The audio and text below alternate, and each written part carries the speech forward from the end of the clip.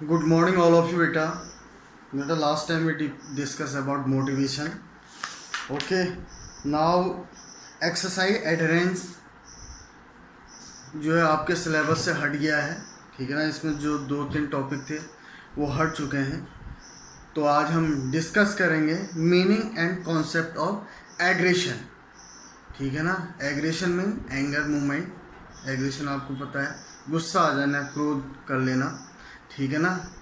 इसे हम एग्रेशन को स्पोर्ट्स में दोनों तरीके से देखते हैं, पॉजिटिव भी और नेगेटिव भी। बहुत बार इसके रिजल्ट जो है पॉजिटिव आते हैं और बहुत बार जो है ये अपने लिए घातक सिद्ध होता है, नेगेटिव उसके रिजल्ट आते हैं।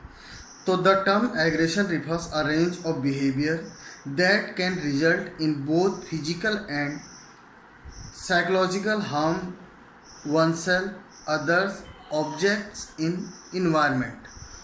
जो टर्म है ये बिहेव से रिलेटेड है और जो इसका रिजल्ट होता है वो मनोवैज्ञानिक और शारीरिक रूप से हार्म करता है, घातक होता है अपने लिए, दूसरों के लिए या इन्वायरमेंटल फैक्टर के लिए, ठीक है। This type of social interaction centred on harming another person either physically और मेंटल। इससे क्या हो सकता है, दूसरा आदमी मेंटल और फिजिकल इंजर्ड हो सकता है, ठीक है। दूसरे दोनों के लिए हार्मिंग हो सकता है, घातक हो सकता है।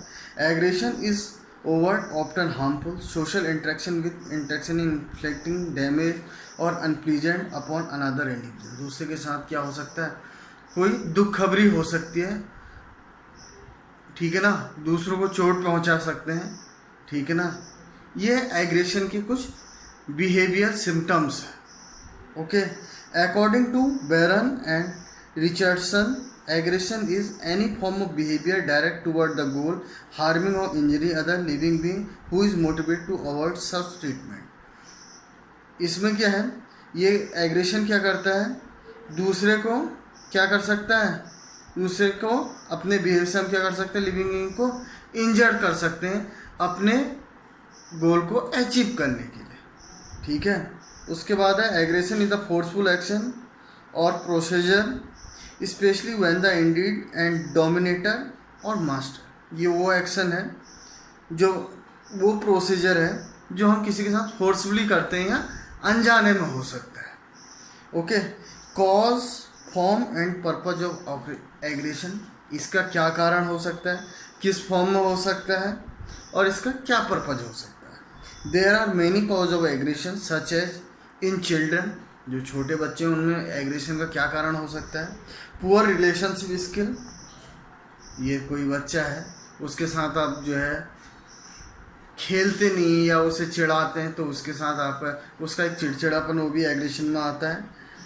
अंडरलाइंग हेल्थ कंडीशन, ये बच्चे की तबीयत खराब हो, कोई फिजिकली मेंटली प्रॉब्लम हो तब वो एग्रेशन में आ जाता है। स्ट्रेस और फ्रस्ट्रेशन, थोड़ा फ्रस्ट्रेट हो गया हो किसी चीज़, किसी बात से चिढ़ गया हो, स्पोर्ट्स में देखा जाता है, गलत डिसीजन ले लिया, ठीक है ना, या सीनियर प्लेयर ने डांट दिया या थोड़ा सा फिसल गया तो उसमें क्या हो जाता है, एग्रेसिव हो जाता है।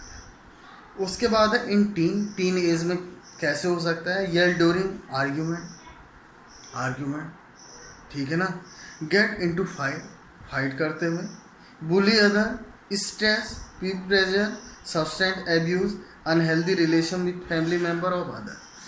फैमिली मेम्बर्स के साथ जो है टीन एज में बच्चे क्या होता है, ज़्यादा एग्रेसिव होता है, वो अपने आप को सर्वश्रेष्ठ समझता है, क्योंकि ये एज क्या होती है, इसमें सरप्लस एनर्जी थ्योरी कहती है कि इस एज में, टीन एज में बच्चे के अंदर बहुत एनर्जी होती है, वो ज़्यादा एनर्जेटिक होता है और वो एक नया स्टेप दुनिया में रखता है दुनिया को देखने के लिए, लेकिन उसे पता नहीं होता है कि कौन कौन सी परेशानियों का सामना करना पड़ सकता है।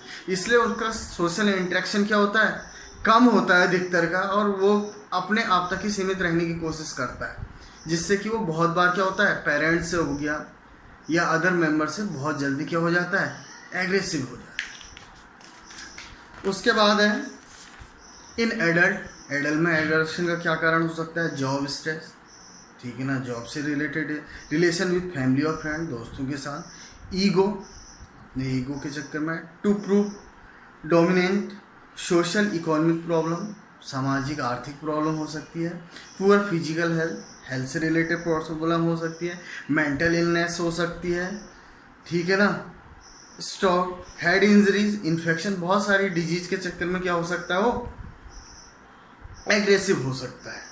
फॉर्म ऑफ एग्रेशन, एग्रेशन की कौन कौन सी फॉर्म हो सकती है? Aggression have various type of form such physical, verbal, mental, emotional. शारीरिक रूप से हो सकता है, वर्बल बातों में गुस्सा करना, मेंटल बहुत जल्दी क्रोध करना, इमोशनल भी एग्रेशन होता है, रोना, ठीक है ना, चिल्लाना, अपने इमोशन को जो व्यक्त हम करते हैं वो भी एग्रेशन के अंदर आता है। यदि हम जोर से चिल्ला रहे हैं या जोर से रो रहे हैं वो भी एक एग्रेशन का कारण है। पर्पज ऑफ एग्रेशन, एग्रेशन का क्या पर्पज हो सकता है? टू एक्सप्रेस एंगर और हॉस्टिलिटी, अपना गुस्सा जाहिर करना, डोमिनेंस, अपनी डोमिनेंसी प्रूव करना, गोल को अचीव करने के लिए, किसी लक्ष्य को प्राप्त करने के लिए हम गुस्सा हो सकते हैं, ठीक है ना। To threaten or intimidate, to express the perception and reaction against pain, ये हमें दर्द हो रहा था तब गुस्सा। A response for fear or failure, ठीक है ना, ये कोई डर लगता है या किसी चीज़ में आप सफल नहीं हो पाए तो वो भी गुस्से का कारण हो सकता है। टू कॉम्पिटिट विद अदर्स, यदि आप किसी के साथ क्या कर सकते हैं, कंपटीशन कर सकते हैं। तो बेटा आज जो हमने डिस्कस किया वो किया एग्रेशन, जो हमारी एक बिहेवियर कंडीशन है और जो किसी को फिजिकली या साइकोलॉजिकली क्या करती है, हार्म करती है, और जिससे नुकसान अपना, दूसरे का और एनवायरमेंटल फैक्टर का हो सकता है। मैंने आपको बताया कि स्पोर्ट्स में भी एग्रेशन पॉजिटिव और नेगेटिव दोनों वे में होता है। पॉजिटिव इसलिए होता है यदि आपने एग्रेशन किया, दूसरी टीम थोड़ा सा पीछे हट गई तो आप गोल अचीव कर लेते हो। नेगेटिव क्या है, आपने एग्रेशन किया, आपने कंसंट्रेट को खो दिया तो आप अपने गोल से रुक सकते हो।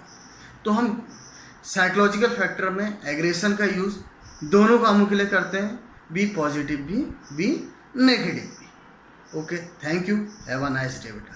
Read it properly, if you have any type of confusion you send me message, otherwise you call also. Thank you, have a nice day.